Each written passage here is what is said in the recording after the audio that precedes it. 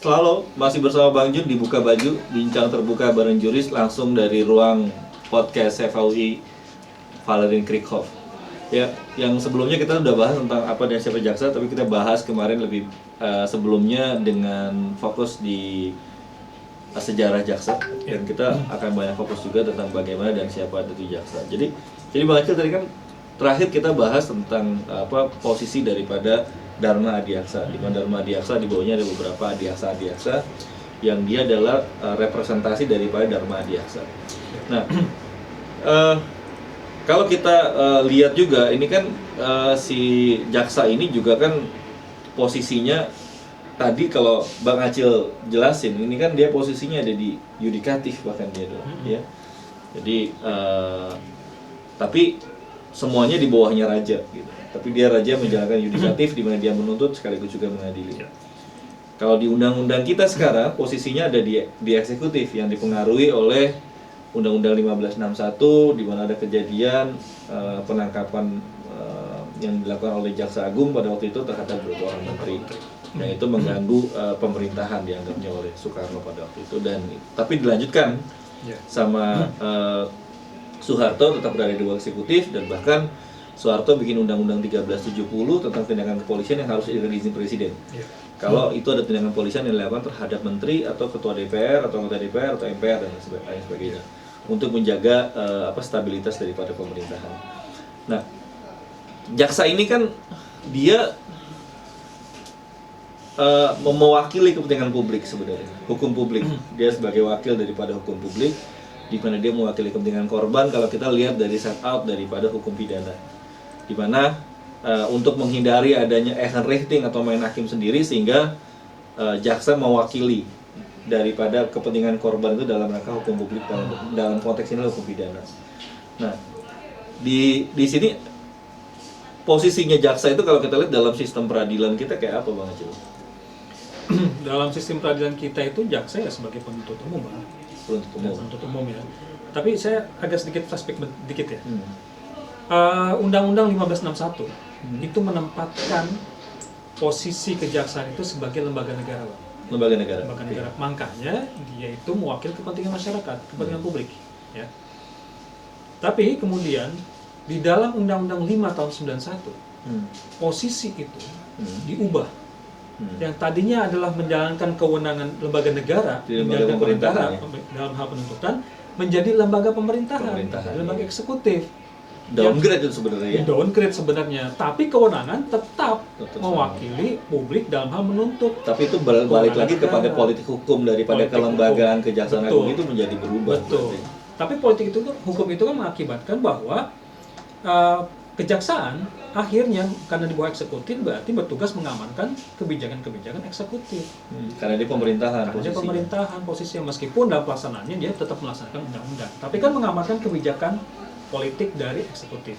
Mana lebih menguntungkan secara posisi antara dia sebagai lembaga negara dengan dia lembaga pemerintahan?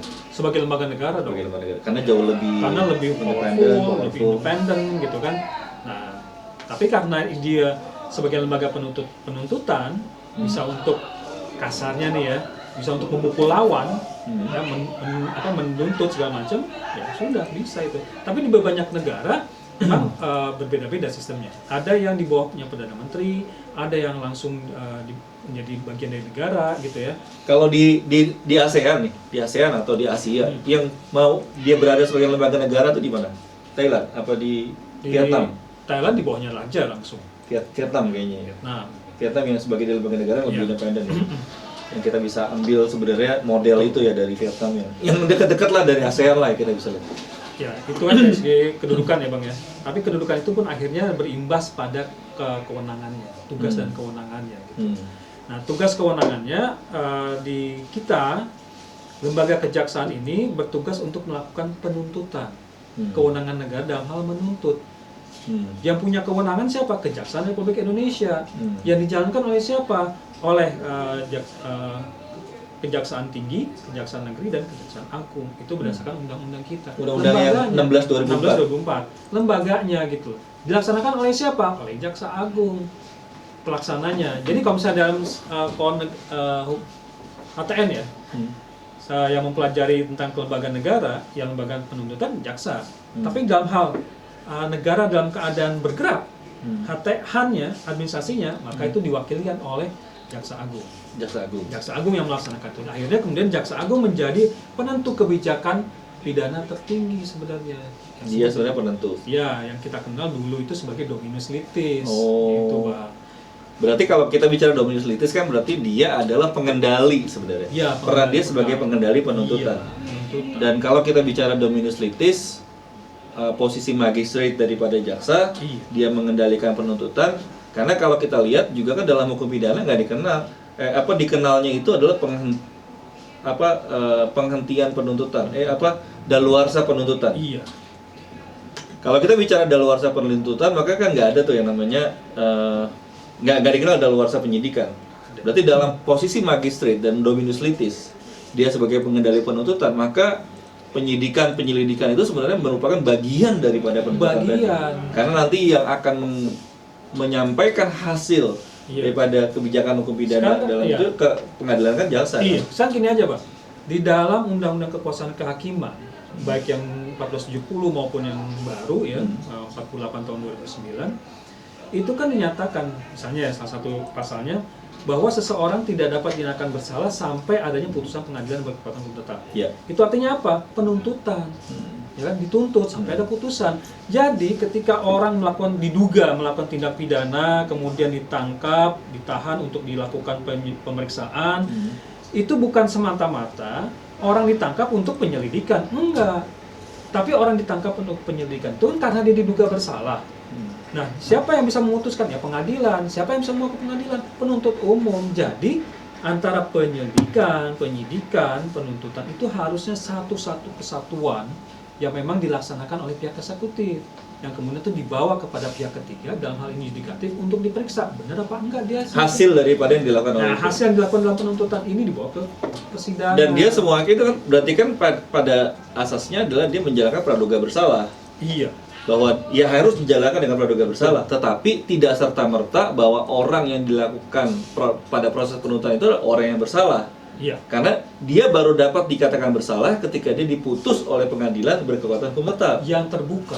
Nah, yang terbuka. Ini sebenarnya kita panjang nih Bang kalau ngomongin tentang sistem peradilan pidana. Berarti memang kalau dalam orang proses penyidikan nih, misalnya orang disidik nggak serta-merta dia orang bersalah. Iya. Belum tentu. Karena pada proses itu praduga bersalah yang dilakukan kan harus diuji. Iya. Dan dalam proses pengujian yang dilakukan oleh pengadilan yang terbuka tadi juga harus dengan asas praduga tidak bersalah. Jadi nggak boleh orang itu diduga. Makanya sebenarnya saya mungkin ini kritik ya. Jangan mudah-mudahan tidak jadi tersangka nih ya. Saya sebenarnya pribadi ya dan sebagai akademisi nggak setuju lah kalau orang melakukan tindak pidana baru tahap penyelidikan atau penyidikan sekalipun itu kemudian dipajang gitu loh, meskipun itu pakai masker, pakai baju tahanan, meskipun membelakangi kamera, tetap itu akan terjadi penghakiman secara media, trial by the press, atau orang sudah beranggapan dia malingnya, padahal belum ada keputusan pengadilan. Berarti kan sebenarnya tidak sesuai dong dengan undang-undang kesehatan. Oh, itu yang kerap kali dilakukan ya, maksudnya kan kerap kali orang pengenaan baju tahanan pun juga sama. Itu pun sudah menunjukkan bahwa dia bersalah. Menunjukkan pada orang dia sudah bersalah. Karena kan kalau dalam konteks wewenang kan dia harus melakukan praduga bersalah, karena kalau nggak ada praduga bersalah dia nggak bisa menjalankan wewenangnya. Tapi kan praduga bersalah itu harus pada si penegak hukum bukan pada masyarakat. Iya. Jadi jangan sampai menciptakan satu framing bahwa si orang ini bersalah. Betul. Terus bagaimana dong harusnya kalau misalkan itu biar nggak kelihatan framing tapi juga praduga bersalah dia tetap ya jalan. Harusnya kan kalau menurut saya sih ya penegakan hukum itu yang bisa mengumumkan itu harusnya jaksa. Penuntut umum. Dia bisa menentukan nih, iya berdasarkan hasil penyelidikan dia patut diduga menjadi bisa jadi tersangka gitu ya. Banyak negara juga pada tahap penyidikan nggak pernah tuh dipamerin seperti itu, gitu ya. Dan filosofi pengenaan baju tahanan masuk ke ruang sidang juga sebenarnya ada filosofinya, nggak hanya sekedar mengenakan aja gitu kan. Orang di banyak negara ya. Saya ambil contohnya American Common Law lah, itu kan paling akrab sama kita ya dengan CSI-nya segala macamnya. Orang menggunakan pakaian tahanan masuk ke ruang sidang itu artinya apa? Dia mengaku bahwa dia salah. plead guilty. plead guilty. Tapi kalau misalnya orang masuk ke ruang sidang dia pakai jas rapi, itu artinya dia mengaku tidak bersalah. Not guilty. Not guilty. Itu jadi bedanya. Kalau di kita mau salah mau enggak stereotip. Pakai baju putih, celana hitam, pakai peci. Iya, Pasti karena bersalah. kalau kita kan ngelihat konsepnya, kalau yang tadi kan guilty plea itu lihat dari sisi daripada orangnya, Iya. terperiksanya. Iya.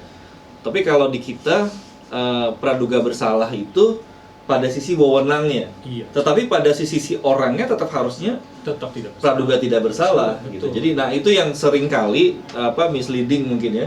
Nah ini yang perlu kita Nah, rubah. itu Padahal di KUHAP itu diatur nggak sih? diatur. Enggak masalah pemakaian Enggak ada. dan Pakaian itu pengumuman itu nggak ada. Nggak ada. Nah itu sebenarnya tugasnya jaksa itu penuntut umum tuh. Harusnya. Tugasnya jaksa untuk Tugasnya. Tugasnya jaksa untuk- membereskan itu. Ya. untuk Kalau kita lihat dia menyelesaikan pengendali penuntutnya harusnya dia punya. dia yang. Makanya kan sebenarnya ketika proses Penyidikan dimulai kan SPDP. apa, SPDP 7 hari harus SPDP. Iya. SPDP itu adalah surat pemberitahuan dimulainya penyidikan yang disampaikan kepada jaksa penuntut umum. Ya. Iya. Kemudian jaksa penuntut umum akan menunjuk jaksa peneliti atau istilahnya jaksa P16. Ya. Ya, jadi nanti ada jaksa yang diminta menjadi mewakili ya kantor kejaksaan untuk melakukan semacam supervisi terhadap proses penyidikan. Karena ini sebenarnya memang harus dilakukan. Kenapa? Karena yang akan membawa kasus ini ke persidangan kan jaksa. Jaksa yang akan tahu mana alat bukti yang dibutuhkan, mana yang tidak dibutuhkan. Kan dia yang tahu. Ya itu yang makanya ada dalam putusan MK yang terakhir Iya, ya. SPDP Apa penegasan harus- kembali tentang SPDP yang harus 7 hari dilakukan.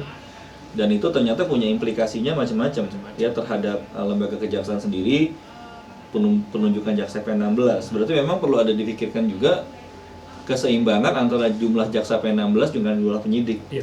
Yang sekarang mungkin rasionya Jauh. kita belum tahu ya, pasti jauh pasti ya Ya rasio itu. kalau Ya. penyidik saya nggak tahu ya. Tapi kalau misalnya antara jumlah jaksa dan petugas kepolisian, ya kan petugas penyidikan kan sebagian besar polisi ya, untuk yang tidak pidana umum ya. Itu jauh kan. Jauh juplang gitu. Belum lagi tambah nanti dengan PPNS. Nah senjang ini mungkin menjadi PR juga ya bagi Jaksa Iya, Agung betul. untuk menyeimbangkan dalam rangka melaksanakan putusan MK terkait Iya. dengan pra penuntutan tadi, yang mana SPDP itu harus sudah dikirim dalam kurun waktu 7 hari, dan implikasi SPDP dikirim adalah ditunjuk jaksa peneliti yang nanti akan melakukan bimbingan atau proses Iya. dan menjalankan peran sebagai pengendali penuntutan. Untuk itu bisa naik dilakukan penuntutan lebih jauh oleh jaksa. Itu Ya. tugasnya salah satunya. Salah satu. Jadi Tugas kita baru bahas jaksa. satu nih. Satu penuntutan. Kita baru bahas satu tugas penuntutan. Kita masih punya banyak lagi, ya, Ya. Kang Acil. Beberapa tugas lagi nanti yang kita bahas tentang perkembangan daripada jaksa, lembaga kejaksaan. Juga kita nanti akan kulik juga sedikit tentang RUU Kejaksaan dalam video-video kita berikutnya. Terus ikuti Buka Baju, bincang terbuka bareng Juris bersama Bang Jun dan Bang Acil di sini. Yang kita juga jangan lupa untuk kita bisa terus berjalan ini, untuk di like, ya, di share, juga di subscribe dari akun YouTube kita untuk juga nggak ketinggalan dari update video-video kita terbaru. Itu dari kami. Sampai jumpa di Buka Baju berikutnya.